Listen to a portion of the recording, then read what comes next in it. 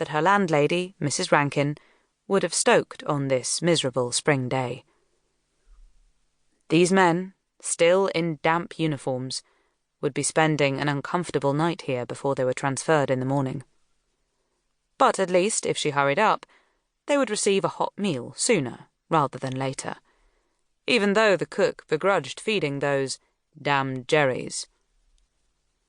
At last, she came to the final group, still in training by the looks of their frightened young faces, and was working her way through them when Lieutenant Commander Williamson strode up. "Can you wrap this up, Edwards? Some of us have places to be. There's a nice bottle of brandy with my name on it in the officers' mess. Get these Fritzes out of here." He eyed the men with a malevolent glare before saying, "If I had my way, I'd have left the bastards to drown." "Yes, sir," she said with a bland expression, while she gritted her teeth at his unwelcome interruption. Even if they didn't speak English, his obvious contempt had made a few of the men straighten up, their wary attitude changing into instant patriotic defiance. "Thanks a lot, sir," she thought to herself. Typical of Williamson. His usual odious behaviour. Ignoring him, she gave the boys, not one of them could have been more than 18, a kind smile, and continued her unhurried questioning. One seaman turned bullish, refusing to give her his name and rank, standing with his chin, that still had little need of a razor, lifted. She mentally cursed her commanding officer. Time to use the fallback option.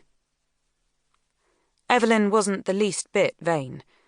Well, perhaps just a little. But she knew she'd been blessed with good looks, fair skin, blonde hair with its own curl, and well-shaped blue eyes, as striking as her own mother's. And although she'd been encouraged in training to use her looks to her advantage, she never felt quite comfortable doing so. However, she was aware that more flies were to be had with honey than vinegar. Ignoring the sailor's juvenile defiance, she turned her gentle smile up a few notches as she reminded him, in firm tones, that the sooner they finished, the sooner they could be moved inside and receive a hot meal.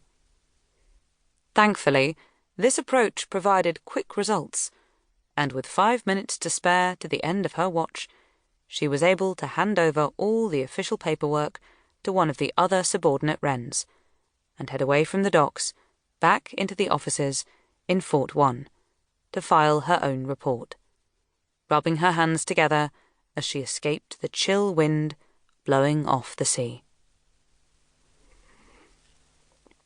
To her dismay, Lieutenant Commander Williamson had returned to the office ahead of her, and was sitting behind the main desk, his feet up on the surface, lounging back with his head behind his hands. "Ah, Edwards. All done. You took your sweet time." She swallowed and nodded politely. There was something about Frederick Williamson that she couldn't like, even though she knew lots of the younger wrens found him rather dashing with his David Niven moustache and slick-back hair. Personally, even aside from the way he viewed the prisoners, she thought he had a cruel mouth, more inclined to sneer than smile, and cold, grey eyes that looked down on the rest of the world as if he knew better than them. She moved to the other smaller desk, even though the files she needed were beneath Williamson's heels on his desk. "Want a nip to chase away the cold?" He produced a bottle from beneath the desk, and she involuntarily looked at her watch. "Off duty now, Edwards," he said, as he poured himself a generous slug. "Best not, sir," she said, and unable to stop herself, added, "And it's Brooke-Edwards." She knew it was a stupid thing to say, but he irked her so much. And of course he pounced. She really ought to have known better.